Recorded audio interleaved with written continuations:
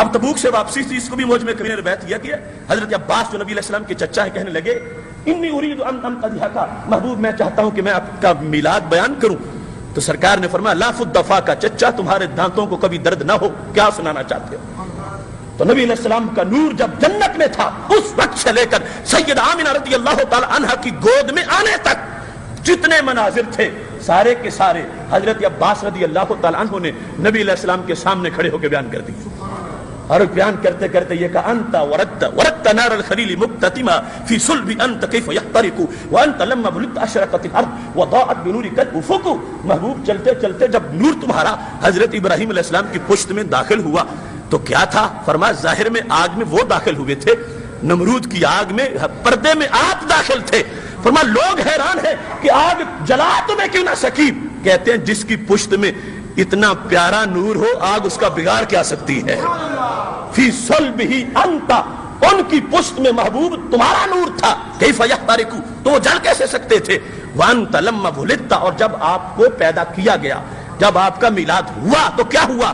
اشرقت الارض، پوری زمین روشن ہو گئی. وضاءت بنورک الافق، اور صرف زمین ہی نہیں تمہارے نور سے آفاق بھی روشن ہو گئے تھے. یہ صحابہ کرام علیہم رضوان نے میلاد کی تقریب کی، بیان کیا. نبی علیہ السلام نے سنا، اللہ نے عرش سے انعام کا نزول فرمایا. باقی ہر زمانے کے اپنے آداب ہیں، ہر زمانے کے اپنے تقاضے ہیں. اب ہمیں آج شریعت بیان کرتے ہوئے ان فیکٹرز کو ذہن میں رکھنا چاہیے. ایک وقت تھا کہ حضرت عمر بن خطاب رضی اللہ تعالیٰ عنہ فرما رہے تھے جس نے 2 منزلہ پکی مسجد بنائی عمر اس کو کوڑے مارے گا. تو پھر 2 منزلہ چھوڑ کے 5 منزلہ بھی بنی اور پکی چھوڑ کے سنگ مرمر سب کچھ لگا. لیکن کسی نے یہ نہیں کہا کہ یہ کیوں بنی. سب نے مانا کہ زمانہ بدلا ہے، ساری کوٹھیاں ہوں، اچھے بنگلے ہوں اور اللہ کا گھر کچا سا ہو تو اچھا تصور نہیں ابھرتا. لہٰذا زمانہ بدل گیا ہے تو مسجد بھی اسی طرح کی ہونی چاہیے. صحابہ کرام علیہم رضوان کے ساتھ ہو بہو اگر آج کے زمانے کو اٹیچ کر کے کہو گے جیسے انہوں نے کیا ویسے ہی تم کرو تو پھر ہر بات میں یہی بات لاگو کرو. اب صحابہ نے کچھ 4 جلد میں کتاب نہیں لکھی تو آج کو جو لکھتا ہے تو کیا گناہ کر رہا ہے؟ کار عذاب کر رہا ہے؟ نہیں، کار ثواب کر رہا ہے. صحابہ کا اپنا انداز ہے، بعد والوں کا اپنا انداز ہے.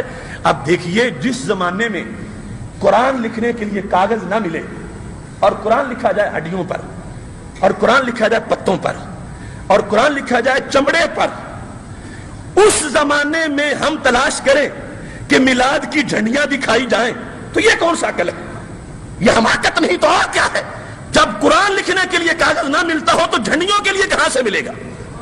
اور جب سید الشہداء حضرت امیر حمزہ رضی اللہ تعالیٰ عنہ شہید ہو جائیں، ہمارے نبی علیہ السلام کے چچا بھی ہوں اور سید الشہداء بھی ہوں اور احد کے بہت بڑے شہید بھی ہوں اور کفن کے لیے کپڑا نہ ہو، جو تہبند باندھ کے جہاد کر رہے تھے وہی اوپر دیا جائے، سر پہ رکھے تو قدم ننگے ہوں، قدموں پہ رکھے تو سر ننگا ہو جائے. اب اس زمانے میں ہم کہیں کہ میلاد کے بینر نظر آئیں تو کہاں سے نظر آئیں؟ جب کپڑا کفن کے لیے نہ ہو تو بینروں کے لیے کہاں ہوگا؟ اور جب صحابہ ہفتہ ہفتہ ایک کھجور پہ گزارا کریں تو وہاں تمہیں نیاز کی دیگے میلاد کی نظر آئے، یہ کیسے ہو سکتا؟ ہر دور کے اپنے تقاضے ہیں، اس وقت کے تقاضوں کے مطابق انہوں نے میلاد کی بزم کو سجایا ہے اور آج کے تقاضوں کے مطابق ہم اس بزم کو سجا رہے ہیں. اس میں کوئی شک نہیں ہے صحابہ کرام علیہم رضوان اصل دین ہیں اور ہم دین کی فرع ہیں. اصل کہتے ہیں جڑ کو، روٹس، اور فرع کہتے ہیں ٹہنی کو. جڑ اور ٹہنی کا آپس میں بڑا اتحاد ہوتا ہے. جڑ نے ٹہنی کی ڈیوٹی لگائی ہے کہ سوز مجھ میں ہے، نظر تجھ میں آئے گا.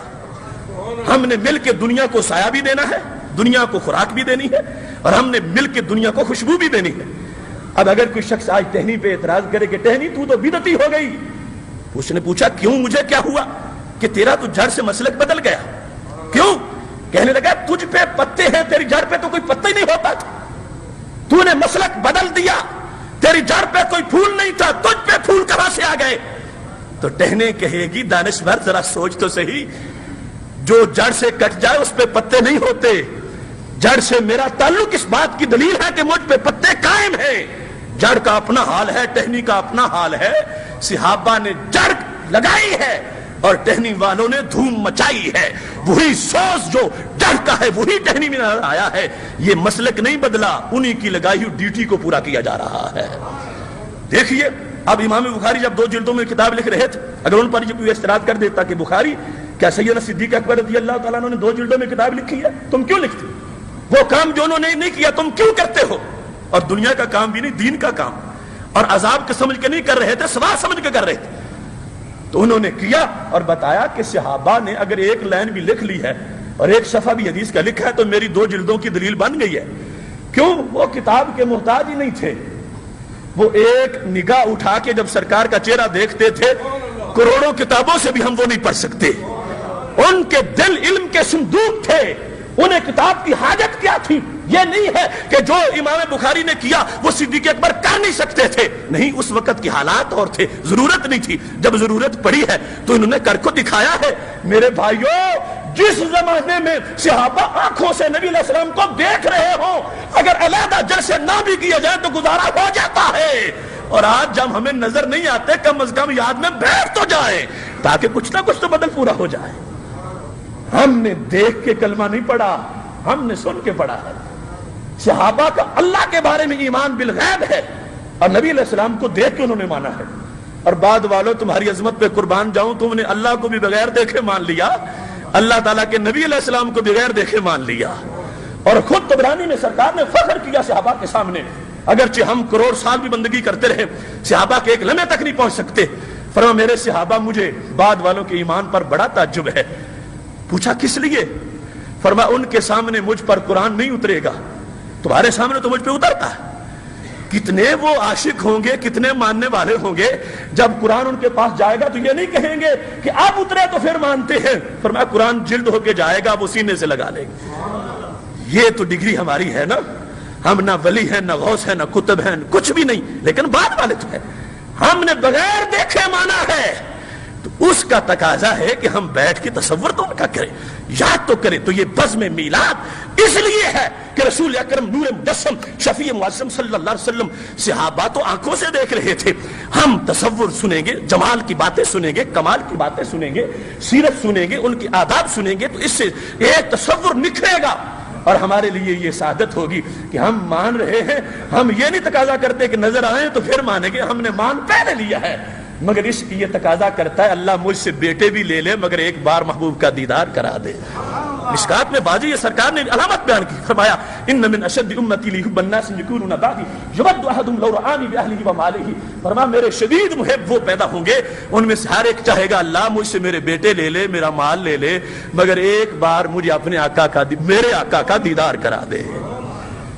تو محترم سامعین حضرات، یہ محفل میلاد کی حقانیت ہے، صداقت ہے، اور میں یہ کہتا ہوں کہ 12 ربیع الاول day of birth the holy prophet, it is not only birthday of holy prophet, it is birthday of truth, and it is birthday of knowledge, and it is birthday of justice, and it is birthday of rule. Holy prophet entered Mosque Nabawi and saw them, they were gathering, and their conversation was about a topic. Asked them, what is your topic? The followers of Holy Prophet told, Ya Rasulullah sallallahu alaihi